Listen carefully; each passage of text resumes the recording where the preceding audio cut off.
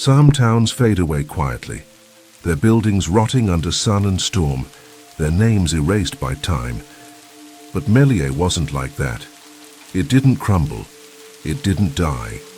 It simply vanished. One day, it was on the map. The next, it wasn't. And now, decades later, it was calling. We thought we were chasing a mystery. We didn't realize the town had been waiting specifically for us. It began with a late-night rabbit hole. I wasn't even looking for anything specific, just clicking through obscure forums, lost in the hypnotic glow of my laptop screen. That's when I found the post. It was buried deep in a thread from 2009, on a forgotten survivalist message board. Just a single paragraph written by a now-deleted user. Back in '84, there was a town in southern Illinois called Pelier. Whole place vanished. Not evacuated, not destroyed, just gone. Look it up, you won't find it, that's the point. Something about that line burrowed under my skin. I tried to move on, but every few minutes my thoughts circled back to that town, Pelier. The name had a strange feel to it, unfamiliar yet oddly nostalgic, like a word from a dream you half remember when you wake. I couldn't let it go. That night turned into a week of research, scouring archived maps, back issues of local papers, Reddit threads, and regional planning documents. The deeper I went, the more I realized the forum post wasn't just internet nonsense. Pelier had been on maps, state-issued ones, up until 1984, then nothing. As if someone had gone through with an eraser and scrubbed it out of history. My obsession grew. I printed what few records I could find. One blurry photocopy of a 1983 census form, a road atlas from the same year showing a thin grey line leading to Mont Pelier and nothing more. A newspaper clipping about a ranger station near Shawnee National Forest closing after unexplained population declines. It wasn't much, but it was enough to convince me that Pelier had existed, and then it hadn't. That kind of mystery is like blood in the water for someone like me. I run an urban exploration channel on YouTube, forgotten places, collapsing, buildings, decaying amusement parks. But Pelier, this was something else entirely. Not just forgotten, actively removed. That was the kind of story that could rewrite a career. I pitched the idea to the team over coffee in the apartment kitchen. Dennis was the first to nod, not even looking up from his phone. He's my camera guy, and honestly, he'd follow me into a collapsed mine shaft if I said it might get views. Rebecca took more convincing. She's a historian, well, technically a postgrad with a specialization in American small-town development. But for us, she's the brain. She liked verifiable things. I had to lure her with the challenge. If it's not real, prove it. If it is, you'll be the first to document it in 40 years. Victor didn't need a reason. He was new, only a few months into the group, and his fascination with abandoned places bordered on religious. Where I was obsessed, he was possessed. We left Chicago just before dawn. Dennis's SUV was packed tight with gear. Tents, motion sensors, night vision, GPS units, 3 drones, backup. Batteries and enough canned chili to feed a small army. The plan was simple. Drive south. Find whatever was left of Pelier. Camp nearby, explore. Film everything. 4 days. Tops. As we drove, the city faded into farmland, then gave way to long stretches of dense woodland. The further south we went, the more the world seemed to slow down. Fewer cars, fewer signs of life. Rebecca pulled out a map at a gas station near Carbondale and traced our route with her finger. From what I found in the archives, she said, Pelier was deliberately removed from state documentation after '85. That's not just unusual, it's intentional. Victor came back from the convenience store with an armful of snacks, practically glowing with excitement. A town that doesn't exist anymore, he said. This is going to be insane. He wasn't wrong. I felt it too, a sense that we were stepping off the edge of something. The first few hours after we left the highway were uneventful. We passed through a series of dying towns, each one smaller and quieter than the last. Populations under 500, empty main streets, boarded-up post offices. Then even those disappeared, and the road narrowed to barely more than a 2-lane strip of cracked asphalt, framed by pine trees pressing inward. Shadows danced between the trunks. The GPS began to flicker, starting to glitch, Dennis muttered, tapping the screen. The blue dot representing our location bounced in erratic spasms, sometimes placing us miles from the road we were clearly still on. "Good thing we brought maps," Rebecca said calmly, already unfolding the paper one she'd marked up earlier. "Take the next right. Should be about half a mile ahead." The right turn wasn't even a road, just a gap between trees. If you didn't know to look for it, you'd miss it entirely. As we turned, the SUV groaned, its suspension not loving the terrain.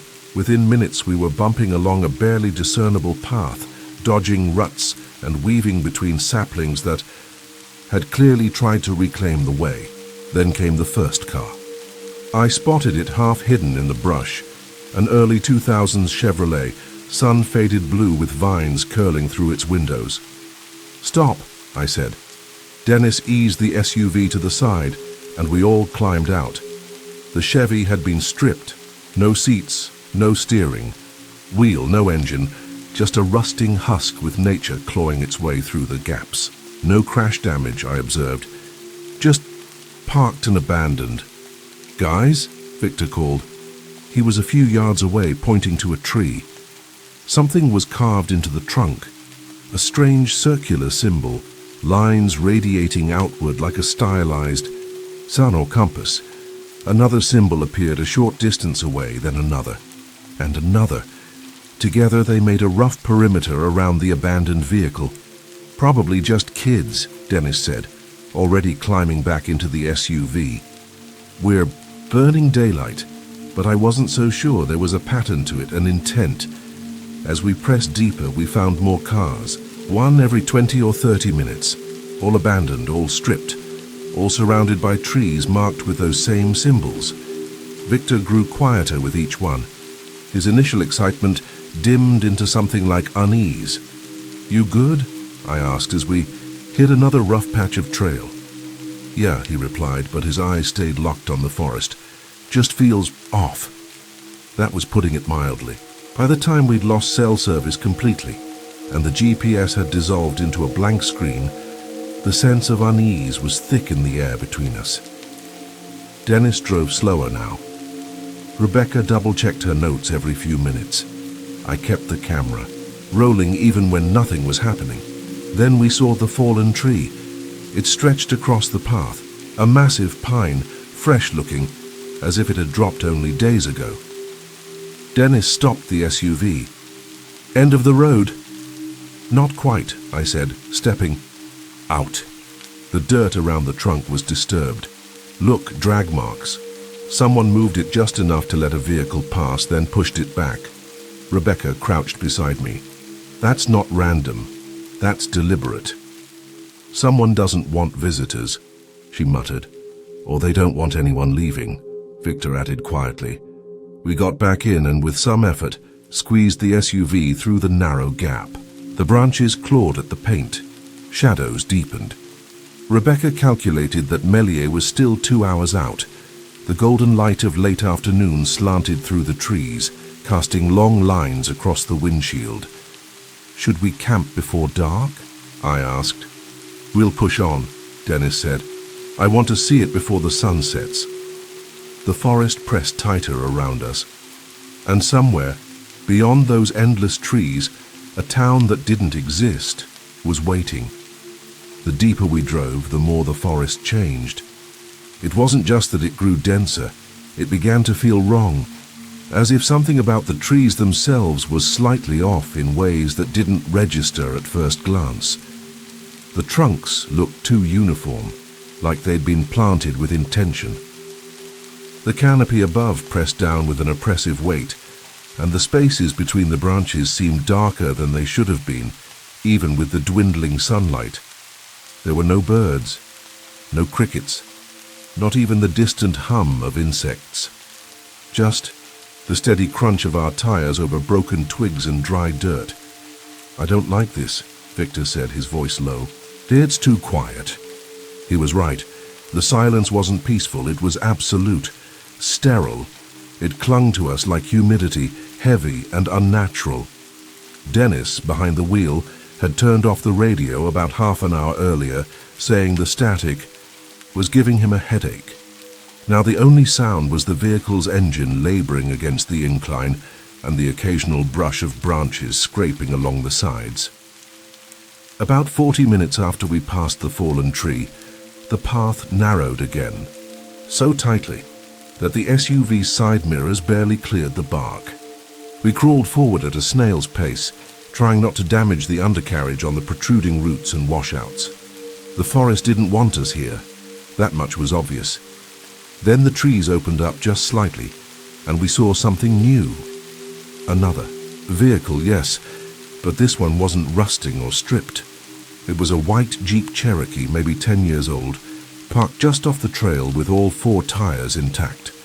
A thick layer of pine needles covered the windshield, but otherwise it looked untouched.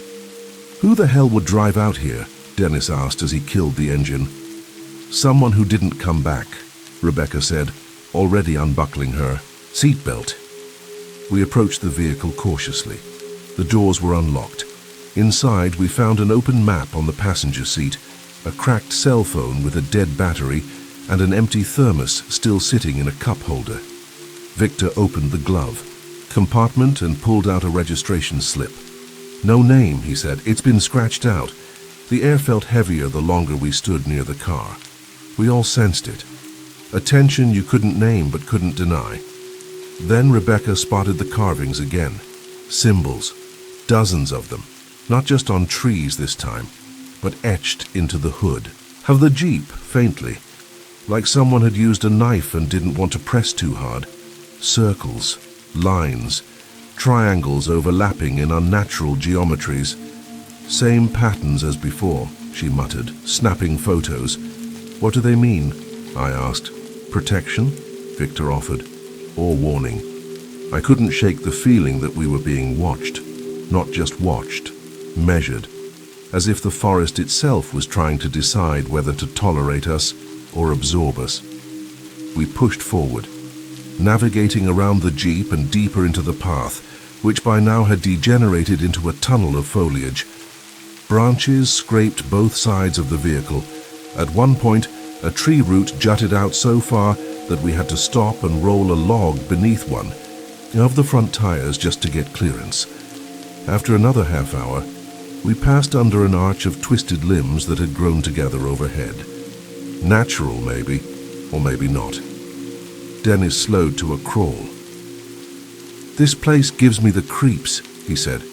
"We're not even at the town yet, and it already feels like we've crossed into another country, or dimension."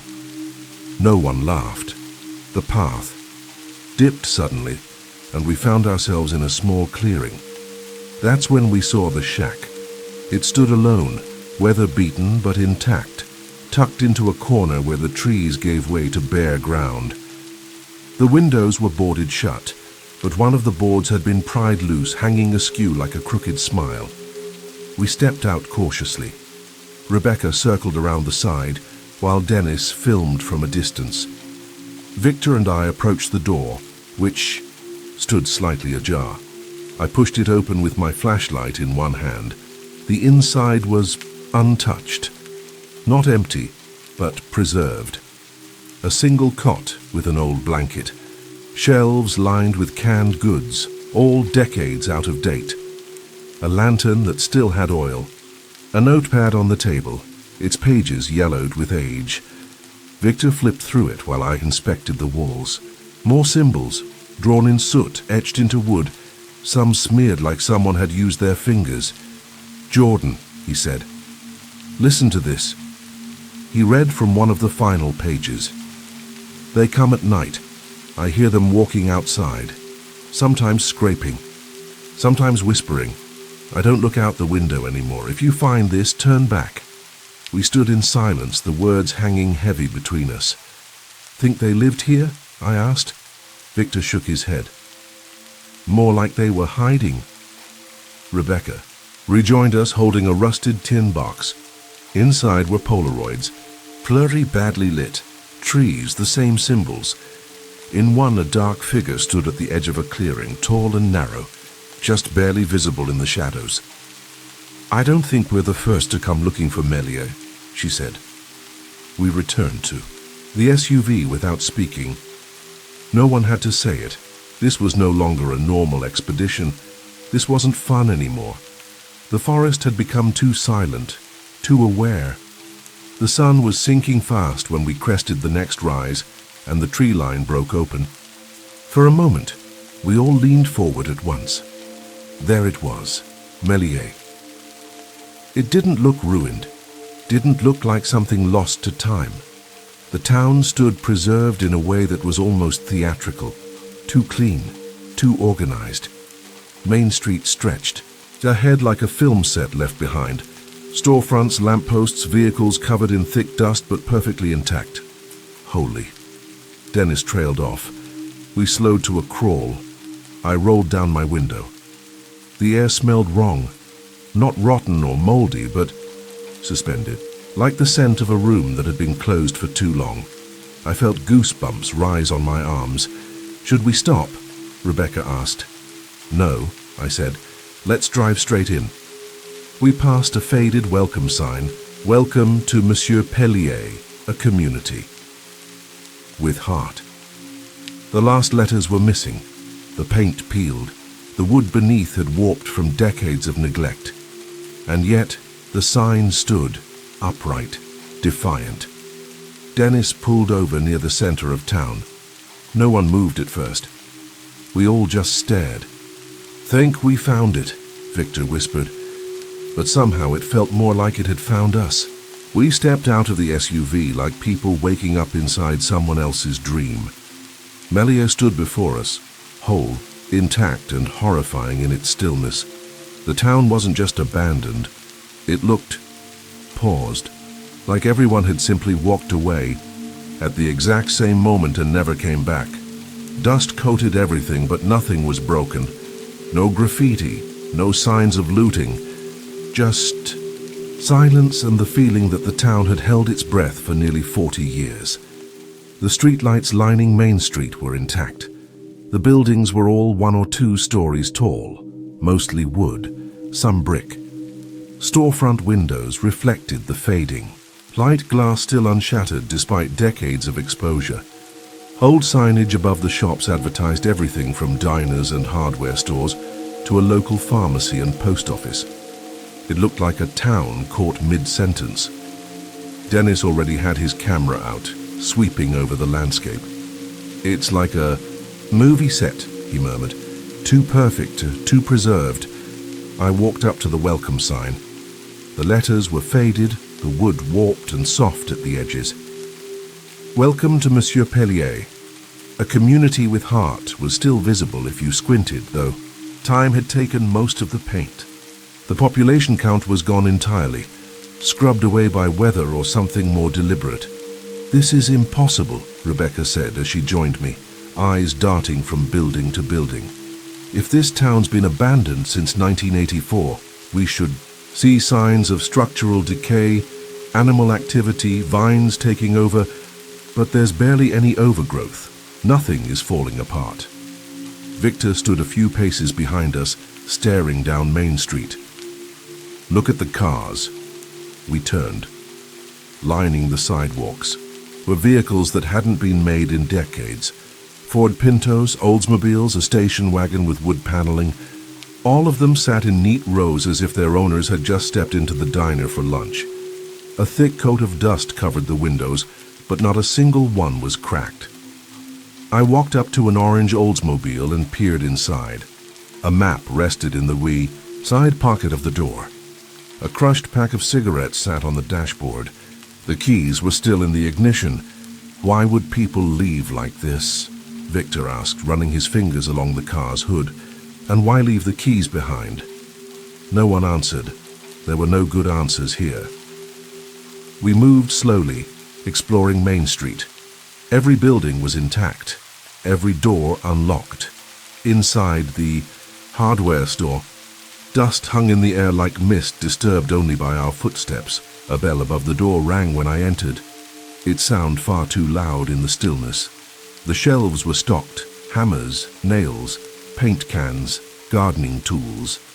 A calendar on the wall read July 1984. Rebecca found something inside Miller's grocery and waved us over. We stepped into a fully stocked store, dim but orderly.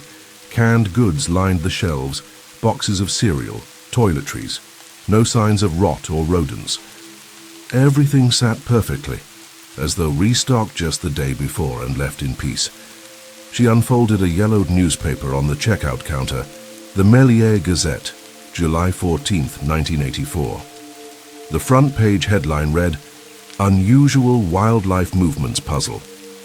Local rangers. She read parts aloud. Residents report strange migrations of deer, foxes, and other wildlife away from the Shawnee National Forest region. Park officials unable to explain sudden absence of common species. Local hunters describe the woods as unnaturally quiet. That quote sat with us, heavy and familiar. We were already living it. Dennis stepped outside and called us to the bank across the street. Above its stone-framed entrance hung an old digital sign, the kind that flashes time and temperature. It was still running. 4:47 p.m. July 14th, 1984. 70 degrees. "That's not possible," Rebecca whispered. "That should have died decades ago. There's no power grid out here." I looked up and traced the utility lines with my eyes. They didn't lead out toward any highway or visible infrastructure. Instead, they ran back into the forest, disappearing into the trees like veins vanishing beneath skin. "Why would a town's electrical system route into the woods?" I asked aloud. Victor didn't answer. He was already walking toward the post, office camera dangling forgotten at his side. We followed. Inside, the post office was just as frozen. Rows of brass P.O. boxes, a few envelopes still jammed in the slots. The service counter stood ready as if awaiting the next customer. A calendar hung on the wall, its pages curled and yellow. "July 1984, Victor said softly. But something was wrong with it. Rebecca stepped closer. "Every day after the 14th is circled in red ink," she said. "Every single one. Through the end of the month." "Like a countdown," Victor murmured. "Or a warning." Back on the street, dusk was closing in. We hadn't noticed how fast time had slipped. The air felt colder, thinner. Somewhere behind us, one of the old fluorescent street lamps buzzed to life with a flicker. Then another, and another. We turned as the street illuminated in unnatural yellow. No one said a word. "That shouldn't be happening," Rebecca said, finally, voice flat. "There's no reason these lights should work." Dennis jogged into the diner and flipped the light switch as we followed. Overhead, fluorescent bulbs hummed and lit up. The place looked ready for customers. Coffee cups hung from hooks. A menu sat open on the counter. A pad near the register had a half-written order. Somehow the power still worked. Somehow the town still breathed. "Okay," I said. "Split up. Dennis and Victor, go back to the school we passed. See if there's anything left in the records, or classrooms. Rebecca and I will check the residential area. We'll meet back here in 2 hours, no later." Victor looked uneasy but nodded. "Stick together," he said. As Rebecca and I walked down the street toward the homes, the lamps flickering behind us, I couldn't shake the sensation that we were being watched from behind the curtains of every empty house. Most were single-story, ranch homes, faded siding, overgrown but not wild, no locked doors. The first house we entered smelled faintly of dust and dried flowers. The living room was arranged neatly. Sofa, TV, family photos on the mantel. The power worked. Warm light lit the space as we explored. These people didn't plan to leave, Rebecca said, flipping through framed photos. They had routines, they made dinner, they didn't pack. The kitchen had dishes still drying in the rack. The fridge hummed softly, still functional. Rebecca opened it. Inside were food containers, long expired. Moldy, yes, but not decomposed as you'd expect after 40 years. As if time had slowed here. Pinned to the refrigerator was a note, handwritten, slanted, rushed. Do not go outside after. Dark, great danger in town. Keep doors locked, windows covered. Leave town immediately if possible. They are watching from the trees. Rebecca froze. Someone tried to warn others. We checked the other rooms. Closets were still full, beds unmade. A school backpack sat on a desk, homework still inside. It was as though an entire town had stood up midlife and walked out the door. We explored 3 more houses. Same story, same eeriness. But then, in a larger 2-story colonial with green shutters, we found photo albums. We sat on the couch and opened them in order. 1980, 1981, 1982. The change was subtle at first. A few people in the photos stopped smiling. Faces tilted, eyes glancing toward the background. By 1983, the pattern was clear. More and more people staring out of frame. And then, in nearly every picture, the forest. Always the tree line. Always watching. By the time we reached the 1984 album, no one smiled. Every photo looked posed, but not for the camera. Posed for something else. The final photo was dated July 10th. A family stood on their back porch, all facing the forest. Their faces were blank, drawn, terrified. They were watching something, Rebecca whispered. Or something was watching them, I nodded. And then they vanished. We returned to Main Street as the last of the sunlight gave way to dusk. The streetlights were fully lit now, casting long yellow pools across the road like glowing eyes. Dennis and Victor were already waiting near the diner, standing close together in the strange, humming quiet. Dennis paced with his camera in hand, eyes darting up and down the street, while Victor sat still on a bench, looking pale, drawn. As Rebecca and I approached, I noticed how tense they both seemed, alert, like soldiers after a skirmish. "You find anything?" I asked. Victor stood slowly, brushing off his jeans. "The school," he said. "It wasn't empty." My stomach tightened. "What do you mean?" Dennis gestured toward the diner. "We should go inside." We gathered in one of the booths at the far end of the room, away from the windows. The overhead lights cast a sterile glow over the cracked red vinyl seats and old chrome fixtures. It might have been comforting if it weren't for the weight of what we'd all seen. Victor pulled out his journal and flipped to a fresh page. He'd been sketching again. Details from the school, I assumed. He slid the notebook across the table. "You first," I said, nodding toward Dennis. "The school looked like people walked out in the middle of the day," Dennis began. "Lunch? Trays still in the cafeteria. Open notebooks. Lights that still worked. Dust on everything, but no vandalism. Nothing broken. It's like time just stopped." Victor turned to a different page in his journal and pointed. "This was in the principal's office," he said. He'd copied entries from an official-looking log. The handwriting got progressively more erratic with each line. June 12, 1984.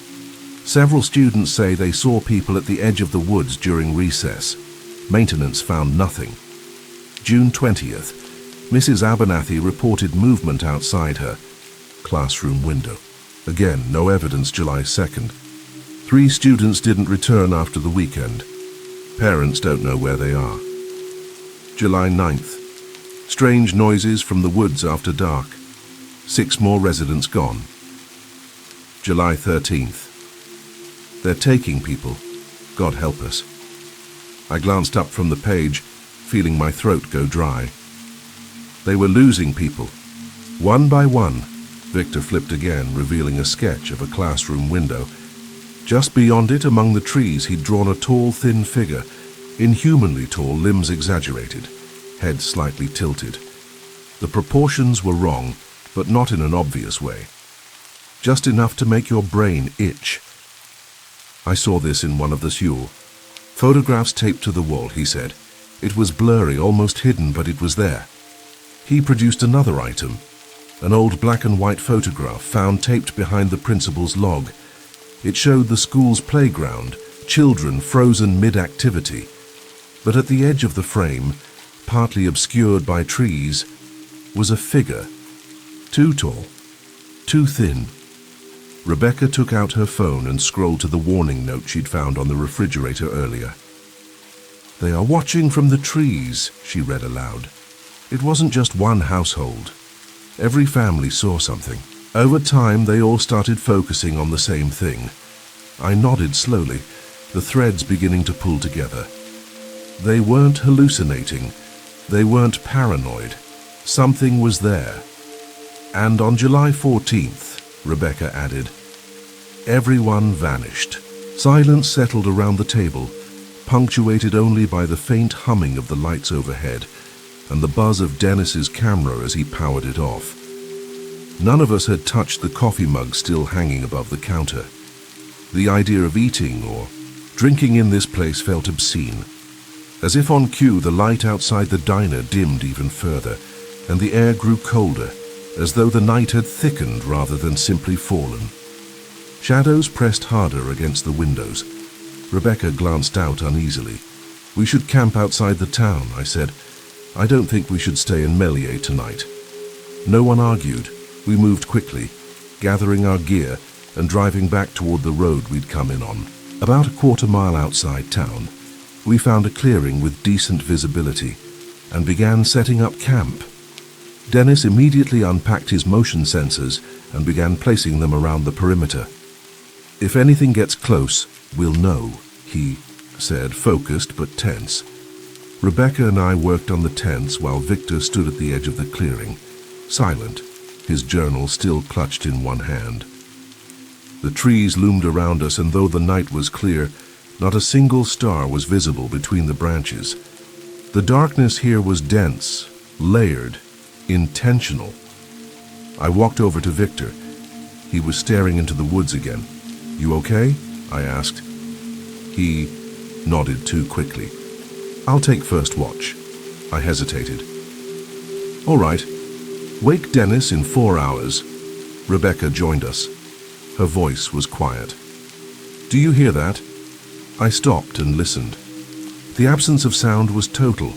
No insects, no rustling leaves, no nocturnal birds, just stillness. The kind that feels unnatural even in the most remote wilderness. "It's completely silent," she continued. "Not just quiet."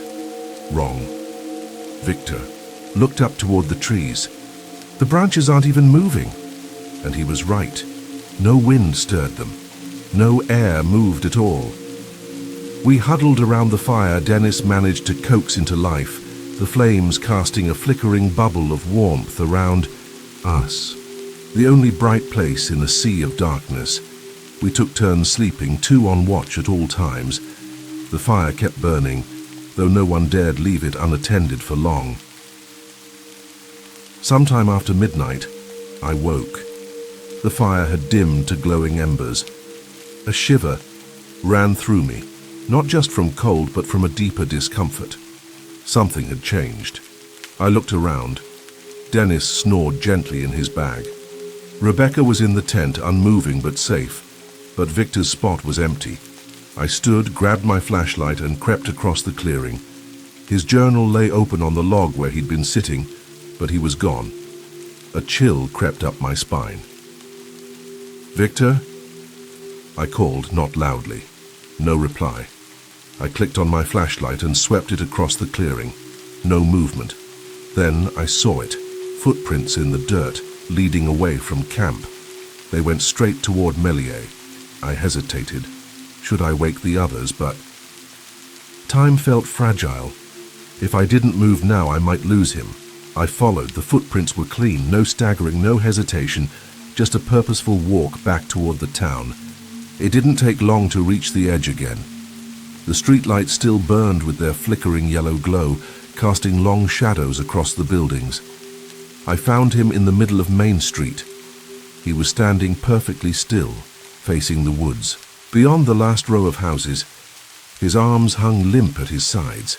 His breath came in visible puffs in the cold air. His eyes were open, but hollow. "Victor," I whispered, approaching slowly. "It's Jordan. Come back to camp." He didn't move. I reached out, placed a hand on his shoulder. He turned his head, but his eyes didn't follow me. They remained fixed on the forest. "They're calling from between the trees," he said, voice flat and empty. "They want to show us." A cold shiver ran through me. "Who's calling?" I asked, scanning the trees, and that's when we heard it. A slow scraping noise, metal on pavement. It came from the forest just beyond our line of sight. Then it moved, not closer, just around. A long, dragging sound that encircled us, sometimes to the left, sometimes behind. Always just far enough away to stay hidden, but never far enough to ignore. Victor didn't react. Then the footsteps came. I turned and saw Dennis and Rebecca running toward us, flashlights cutting jagged beams through the dark. "What the hell is that sound?" Dennis shouted. I had no answer. The scraping intensified, turning into something rhythmic, almost like breathing, almost like speech. Rebecca rushed to Victor and grabbed his face. "Victor, look at me." His eyes remained vacant, his body unmoving. "Victor," she shouted, shaking him. Then finally he blinked. His eyes focused. Confusion returned. He looked around. "Why are we in town?" "You walked here," I said, "in the middle of the night." The scraping reached a crescendo, echoing around. "Us in impossible directions. We need to go," Dennis said, and this time no one disagreed. We didn't run back to camp. We walked fast and tight together, but we didn't run. It felt instinctual, like some primal corner of our minds understood that running would trigger something we didn't want to see chase us. The scraping sound had faded into the trees by the time we reached the clearing, but it hadn't stopped.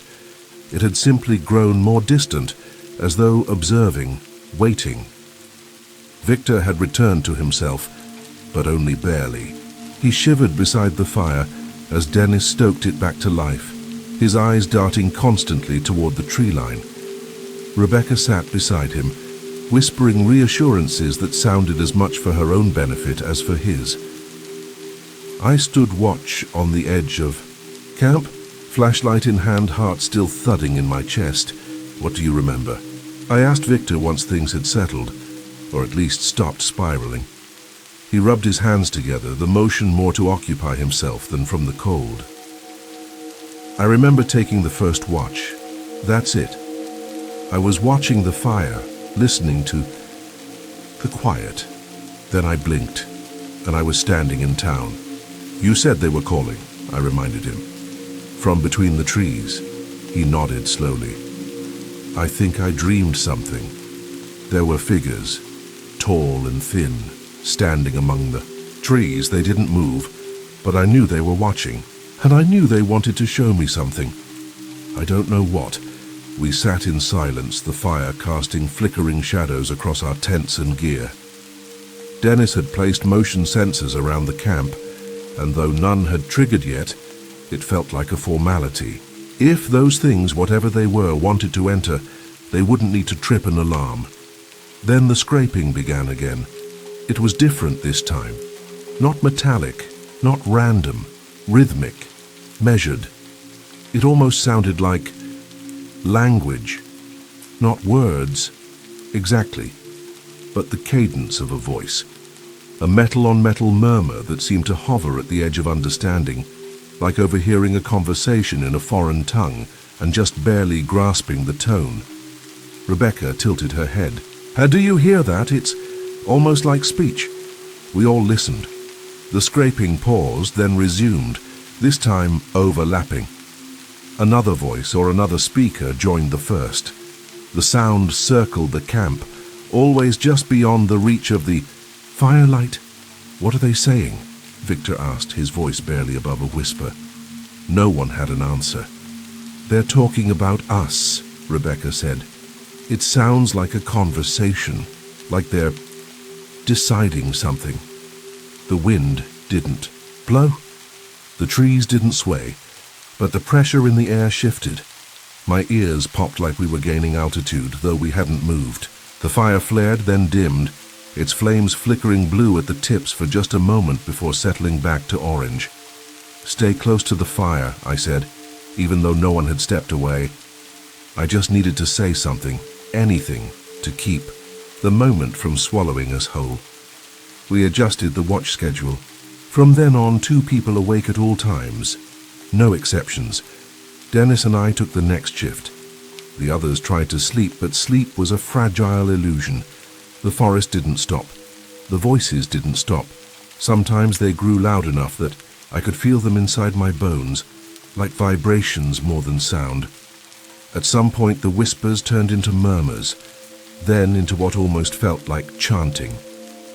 A low, pulsing rhythm that didn't match any language I knew, but pulsed with dark intent. It reminded me of insects, organized, hive-like, hive-minded. Around 3 a.m., one of the motion sensors tripped. The sharp beep sent us scrambling. I scanned the perimeter with my flashlight, heart pounding, mouth dry, but there was nothing, no movement, no sound. Then I realized it was worse than nothing. Victor and Rebecca's tent was open. Their sleeping bags were empty. My heart sank. "Dennis," I called, already moving. He checked the other side of the clearing. Nothing. No sign of them. The firelight barely pushed back the dark now, as if the trees had leaned in closer when we weren't looking. I found Victor's journal where he'd left it near the fire. A new page had been filled. July 17th, 3:47 a.m. They're waiting at the tree line. I must join them. I know what happened now. What will happen? History doesn't repeat. It overlaps. Rebecca understands too. Underneath were drawings, more of. The tall figures rendered in frantic pencil strokes. Their limbs too long, their joints bending the wrong way. Blank faces, oval and smooth, watching, waiting. We searched the area around the camp. Their boots had been removed and left at the edge of the clearing side by side, pointed toward the forest. They had gone barefoot into the dark. Dennis ran to his equipment, his cameras, tripods, motion sensors. Everything had been dismantled. Every screw removed, every circuit board laid out in perfect spirals on the ground. This would have taken hours, he said, kneeling over the wreckage. And tools, specialized tools, and someone who knew what they were doing. I didn't answer. I was still staring at the tracks leading into the woods. Their footprints were clear, side by side. But 50 yards into the forest, they simply ended. No drag marks, no signs of struggle, just the last steps in mid-stride, as if they'd disappeared mid-step. "That's not possible," Dennis whispered. Then we saw it. Rebecca's necklace, her vintage compass pendant, was hanging from a branch just ahead. It spun gently, though there was no breeze. Carved into the bark beneath it was one of the symbols we'd seen on the cars, the jeep, the trees, concentric circles, radiating lines, triangles. "They marked this place," I said, my voice low. All around us trees bore the same symbols. Some were faded, nearly grown over. Others looked freshly etched. They had surrounded the spot where Victor and Rebecca vanished. We returned to town. I don't know why. Maybe it was hope. Maybe it was the sense that the only answers now lived there. But the town had changed. Maine. Street looked off, subtly wrong. The Oldsmobile we'd examined before was no longer in front of the hardware store. Now it sat parked across from the diner. The mannequins in the clothing store had moved, standing in a semicircle now, facing the back wall as if in reverence. Inside the grocery store, the newspaper was gone. The shelves reorganized. Perfect pyramids of cans and boxes. Too neat, too deliberate. Symbols drawn in charcoal now adorned the walls. And beneath them, a message in unfamiliar handwriting. Time folds here. We spent hours searching the buildings. Nothing remained where we had left it. Furniture rearranged, items moved. Classrooms at the school now faced the windows. The principal's office was completely empty.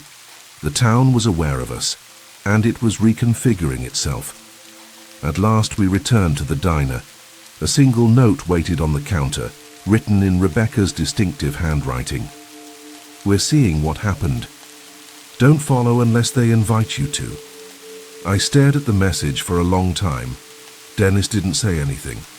He just looked at me, and I knew we were thinking the same thing. We weren't alone. We'd never been alone.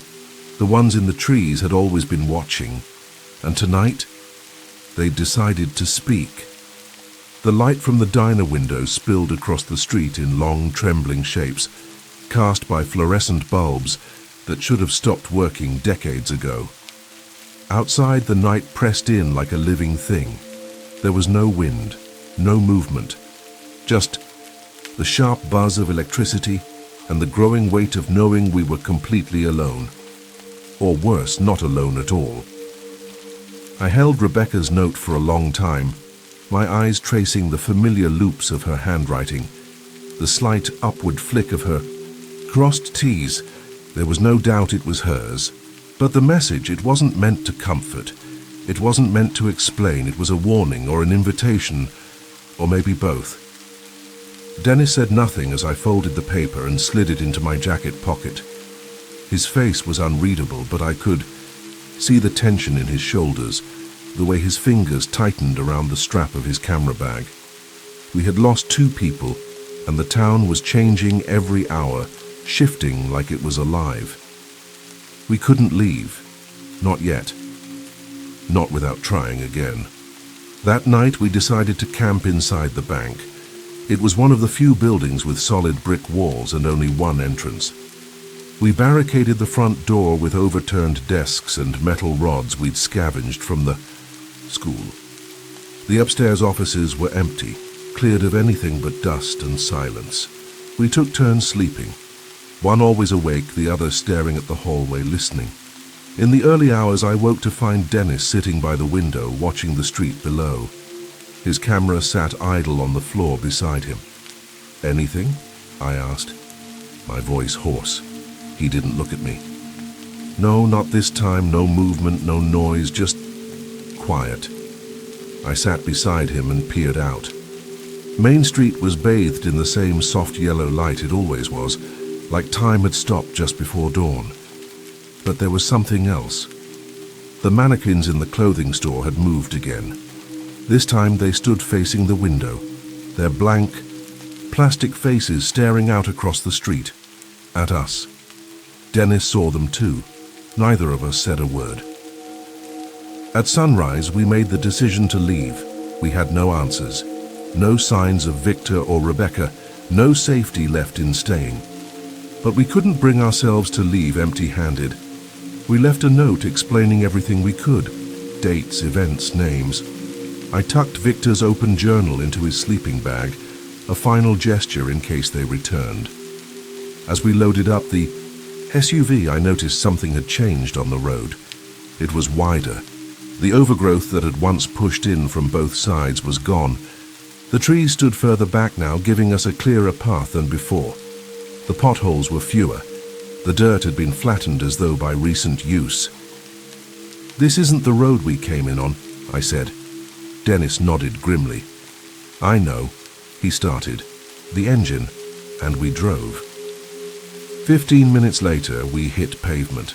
Not just old cracked pavement, but a freshly marked road with signs that looked recently installed. A green sign read, "Route 13, 2 miles to Marion." But that couldn't be right. The road we'd come in on had been miles of gravel, mud, and forest. Now we were gliding down a highway. I pulled out my phone. Full signal. Dennis handed me his and nodded. "Try it." I dialed 911. The call connected, rang twice, then disconnected. Tried again. Same result. Local sheriff's department. Nothing. Just static and a sharp tone that made my ears ring. "Something's wrong," I said.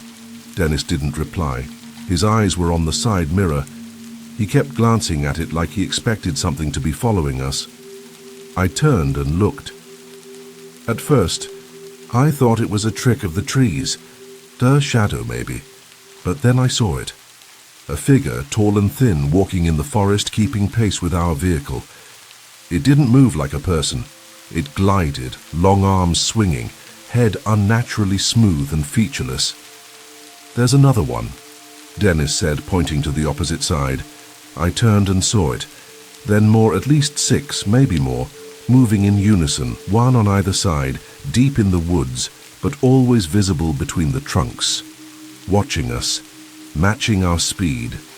I gripped the dashboard. "Go faster." Dennis accelerated to 50. The figures didn't fall behind. At 70, they still kept pace.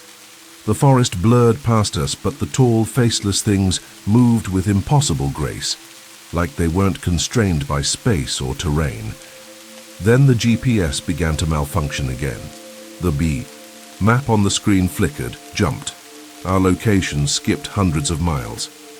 The dashboard clock blinked random numbers, 8874, 1399, then symbols I didn't recognize. The radio clicked on by itself. At first, it was just static. Then came fragments, pieces of voices. One sounded like Rebecca, another like Victor. But the words were garbled, stretched, overlapping. We didn't stop, not until we reached a gas station in Marion. It looked normal, old, but functioning. A man stood behind the counter reading a magazine. We walked in, trying to act casual. My hands trembled.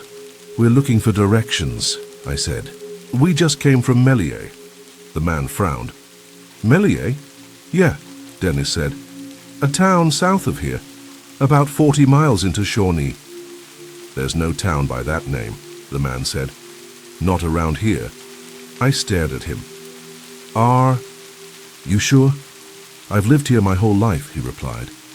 "Never heard of Melier." He handed us a paper map. Melier wasn't on it. Nothing south of Shawnee, but forest.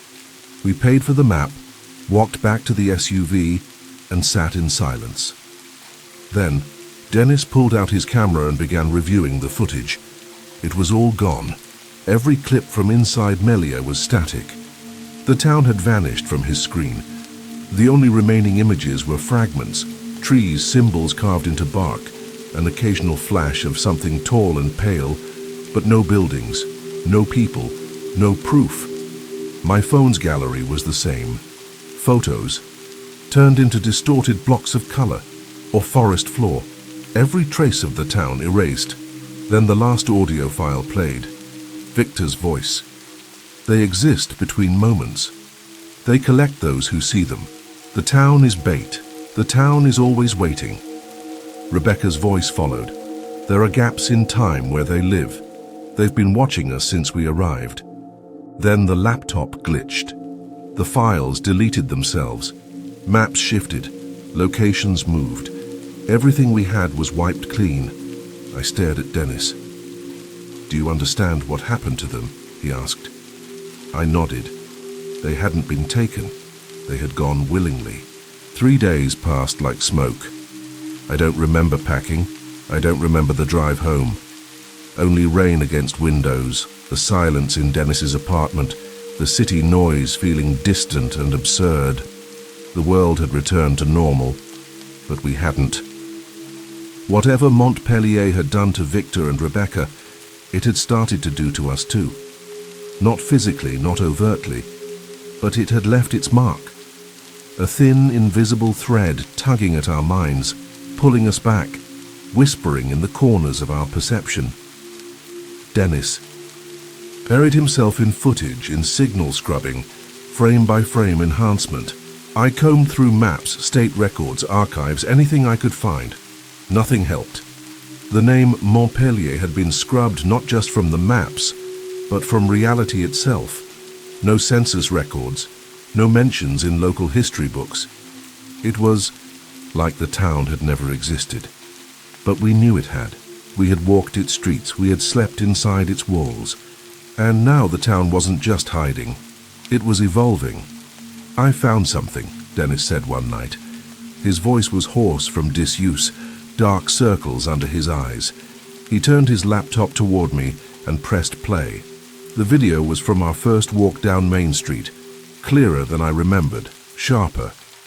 "Watch the pharmacy window," he said. I did. As our past selves walked by in the footage, I saw it, a sliver of movement. In the reflection, something tall and pale moved just out of sync with us. Its shape wobbled, too thin, too smooth, like an outline seen through warped glass. "They were there the whole time," Dennis muttered. "In the windows, in the reflections, just outside our attention." He scrubbed forward, clip after clip. In the hardware store, one stood perfectly still in the stockroom behind a cracked door. In the diner, another reflected in the chrome trim of the bar. In the school hallway, one turning a corner just before we entered. They had been following us, watching. Always. Dennis opened another file. It was night vision footage from the camp. Time stamped 2:17 a.m. The camera, left running while we slept, caught Victor emerging from his tent. His eyes were open, but vacant. He stood at the edge of the trees for 10 minutes before walking back to his sleeping bag. Then again the next night. Always the same time. Always the same ritual. The night he vanished, Dennis said, queuing up the last clip, Rebecca followed him. The camera showed them walking together into the woods. At the edge of the frame, multiple tall shapes emerged, limbs moving with that smooth, weightless gait. Rebecca reached out toward them. The footage turned to static. "I've tried everything. To recover it," Dennis said. "Whatever came next, it's gone." I leaned back, the air in the apartment suddenly too thin. My chest felt tight. "They didn't resist." "No," Dennis said. "They understood." We sat in silence for a long time. Outside, the rain hadn't stopped. It had been days. The sky above the city was heavy with gray, a reflection of what we carried. Finally, I stood. "We need to go back." Dennis didn't argue. This time we went prepared, not just with gear, but with intent. We weren't going to document. We weren't going to explore. We were going to confront whatever had taken hold of that town and, maybe, whatever had taken hold of us. The road was different again. Gone was the narrow, overgrown trail we'd taken the first time. In its place was a gentle, winding road, recently graded, lined with tall pines spaced just far enough apart to offer a clear view. The path to Mont Pelier was no longer hidden. It was inviting. I glanced at Dennis. He kept his eyes on the road, knuckles white around the steering wheel. "They want us to come back," he said. "They're ready." When we reached the edge of town, nothing looked familiar. Main Street was still there, but rearranged. The diner was now on the left side instead of the right. The bank had moved down the block. Street signs bore the same names, but the lettering was wrong, slightly slanted, like someone had tried to remember English from a dream. "This isn't how we left it," I whispered.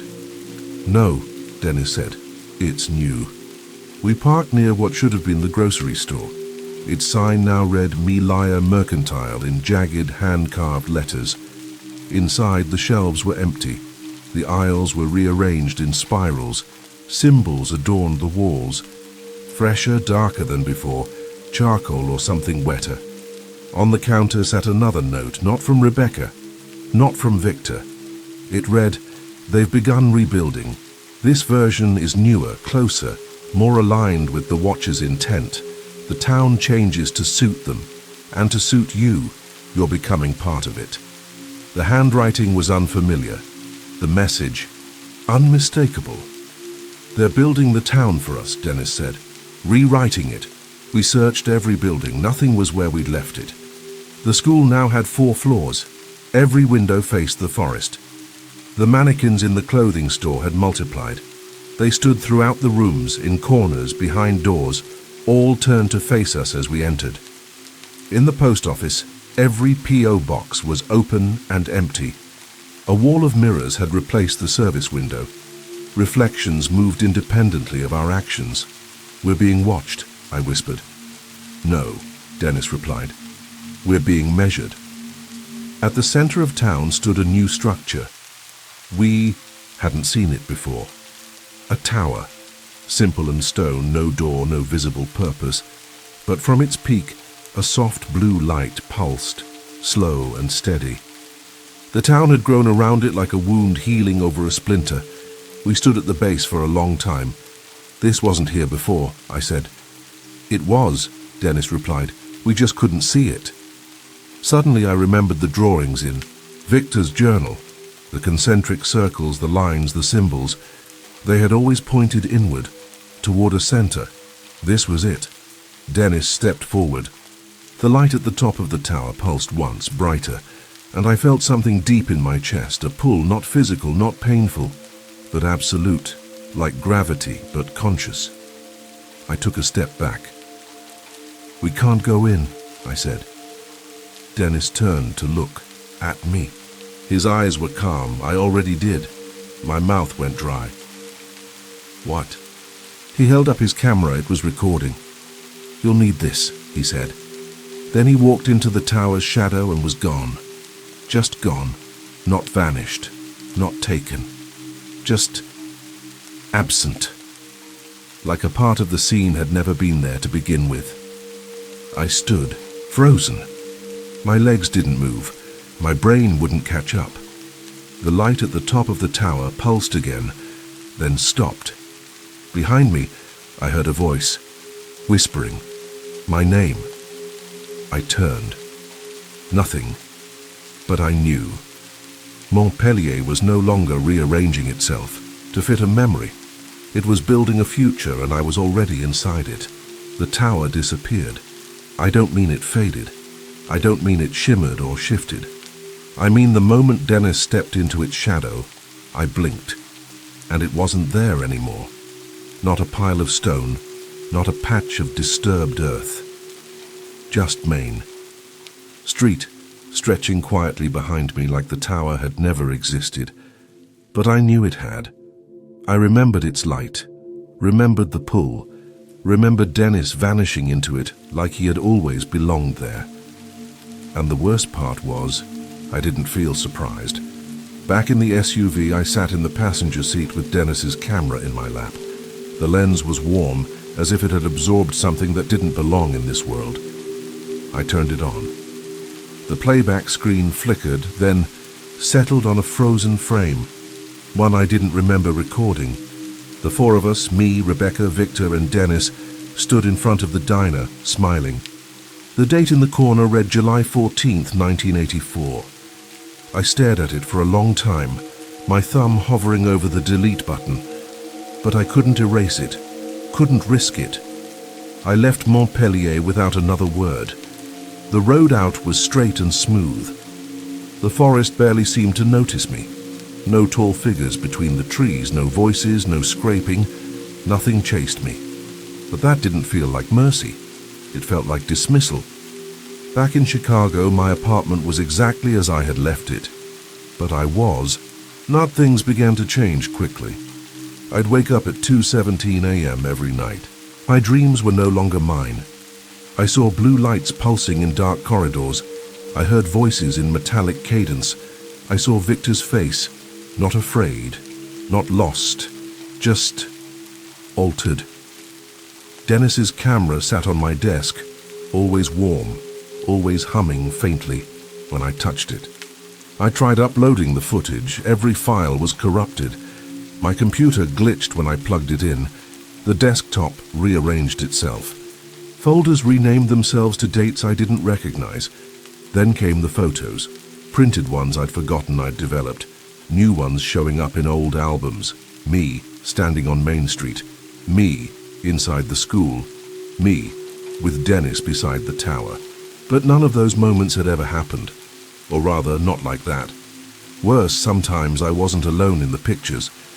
Tall, pale shapes would appear in the background, half shadow, half structure, watching from the edges. In mirrors, through windows, on rooftops, always still, always unseen until you really looked. I started noticing the symbols too, carved into the wood of my kitchen chair, scratched into the back of the bathroom mirror, drawn in condensation, on the glass when I showered. Concentric circles, radiating lines, triangles. I tried ignoring it. That's when they made it clear. They notice when you notice. It began with my phone. Texts I didn't send. Drafts typed out in notes with messages. Like, don't close your eyes tonight and the walls remember. One night I found a new contact saved under the name Rebecca. No last name, just a number. I never called it, but sometimes it called me. When I answered, I only heard soft static and a single voice whispering, "Soon." Emails followed. From addresses I didn't recognize, subjects like, "We're almost ready," and "You see it now, don't you?" I blocked everyone. They kept coming. One morning I found the map pinned to my wall had changed. The red string I'd used to mark Mont Pelier's original location had moved. Not pulled, not adjusted. Moved. The pin had relocated itself. A new thread extended from it leading across the room into the hallway, into the mirror. That's when I saw him, Dennis, standing behind me, not in the room, in the mirror. He didn't look afraid, just distant, disconnected, like he was seeing me from a place I couldn't reach. His mouth moved, but no sound came. Then he stepped back into darkness and was gone. I smashed the mirror that night, it didn't matter. The next morning, every reflective surface in the apartment showed something just slightly off. The coffee table glass shimmered too much. The dark screen of my TV caught movement in corners where nothing should be. Even the water in the sink gave me glimpses of things behind me. Tall shapes just at the edge of form. I stopped sleeping, not because of fear, because I was beginning to understand. They weren't coming for me. They weren't chasing. They were preparing, adjusting, aligning the edges of reality so that I would fit, just like the town had. One afternoon, I found a package at my doorstep. No return address.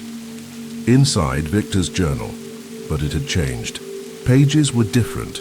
New entries appeared between the old ones.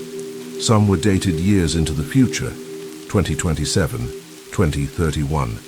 They spoke of towers sprouting in other places, of watchers growing more confident, of time becoming soft around the edges. The last entry simply read, "You've seen enough. It's your turn now." I closed the journal and looked out the window. The skyline of Chicago shimmered for a moment. And in that flicker I saw it, Mont Pelier, right there, where downtown should be. Towering, twisted versions of the same buildings, signs bearing impossible lettering, windows that watched back. Then it was gone, but it had been there. I didn't scream. I didn't panic because I was no longer surprised. I went to Dennis's apartment that evening. The door was unlocked. Inside, every screen was on, static, white noise, symbols etched into the wall with something that smelled like iron. His cameras sat arranged in a circle on the floor, lenses aimed at the center where his laptop pulsed a soft blue glow. The screen showed one line, "The town is always waiting." Sat down, opened the laptop and waited.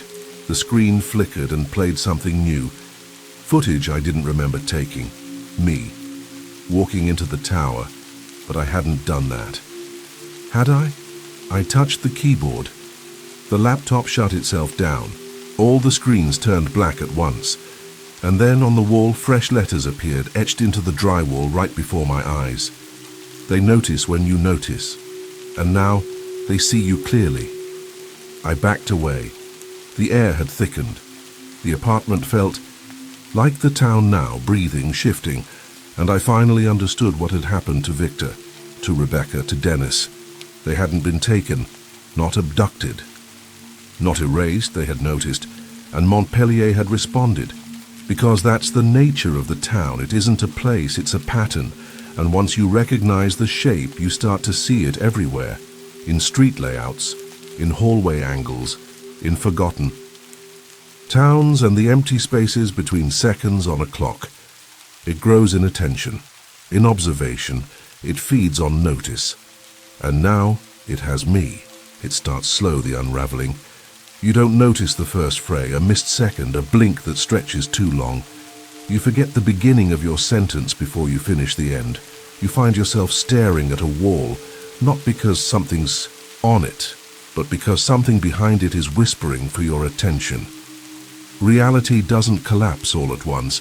It peels back, layer by layer, like wallpaper, until all that's left is the original structure beneath. Mont Pelier isn't gone. It's under everything else. Since Dennis disappeared, I've stopped trying to resist. The logic of our world doesn't apply anymore. Rules have softened. Maps lie. Devices glitch in just the right places to keep you from escaping. I've been walking around with pieces of a puzzle I never agreed to solve, and now I'm too deep in the picture to step back. A few nights ago, I tried to leave Chicago, just to drive, clear my head, but my GPS turned me around, without alerting me. I took what should have been an exit onto the interstate, and found myself on a tree-lined road with no signage, only to loop back 10 minutes later, pulling into my own parking garage. I checked my phone's location history. It had registered me as stationary the whole time. The watchers don't always show themselves, but I feel them more now. In reflections, in pauses, in the glitching of street lamps as I pass beneath. Sometimes I'll turn a corner and catch a glimpse of Victor's outline in an alley, still tall, his limbs not quite right. Or Rebecca's voice in the hum of a vending machine, calling me back in syllables that don't belong in English. The worst part is, I want to go back. Not because I think they're waiting for rescue, not because I think I can undo what's happened, but because I miss the clarity. Mont Pelier made sense in a way the world no longer does. It had rules, bent and hidden, yes, but rules nonetheless. It wasn't pretending to be real. The rest of this place, this city, these people, this noise, it's pretending too well. In my apartment, I've stopped keeping clocks. They're all wrong now. Not off, wrong. 1 minute too fast, 1 minute too slow. Second hands that tick backward for 5 beats, then jump forward in panic. I tried writing it off as battery issues. Then I noticed my microwave, my phone, my oven, all showing different times. And the timestamps on my emails, they don't match when I open them. As if each message exists in its own moment, unrelated to the last. Dennis's camera still sits on my shelf, turned off but never quite quiet. At night, it hums in frequencies too low for ears, but my bones feel it. I dream of the tower. No, longer stone, but metal now. Its blue light replaced with pulsing white, like the glare from a surgical lamp. And in those dreams I see rows of people standing around it, arms at their sides, heads tilted slightly, eyes missing but faces calm. I recognize every one of them. One morning, I woke to find symbols on my bedroom ceiling. Dozens, scrawled in soot or ash or some dark powdery residue that flakes off if I breathe too hard. I hadn't put them there, but I recognized them.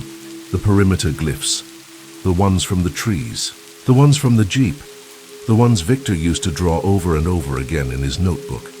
I don't remember going to sleep that night. I stopped contacting anyone from the outside, not because I'm afraid of what I'll say, but because I don't want to pull them in. This thing, whatever it is, spreads through attention, through awareness. Just telling someone is enough to make them vulnerable. If you understand the shape of it, you're already inside. So I've tried to write it all down, not for clarity, not for warning, but because the process slows the bleed, like stitches holding memory in place. Each sentence is a thread, each paragraph a small piece of resistance. But I know it's temporary. Mont Pelier calls louder every day. The town rearranged itself once to accommodate us. It will do it again. It's not locked to one location. It folds itself into the cracks of the world, finding those who are soft enough to bend. And I have been bending for a long time. I see it now in places no one else notices. The hallway at the grocery store that ends in a wall that wasn't there last week. The alleyway where the shadows linger 10 seconds longer than the light source allows. The vacant lot that wasn't vacant yesterday. Each one hums with that same tone, that same low invitation. It's not just a place, it's a mechanism, a test. Doorway. You don't open Mont Pelier. It opens you. Tonight I packed a small bag, just the basics. Water, battery packs, a flashlight, Victor's journal, and Dennis's camera, of course. I know I don't need to go far. The town will meet me, wherever I stop resisting.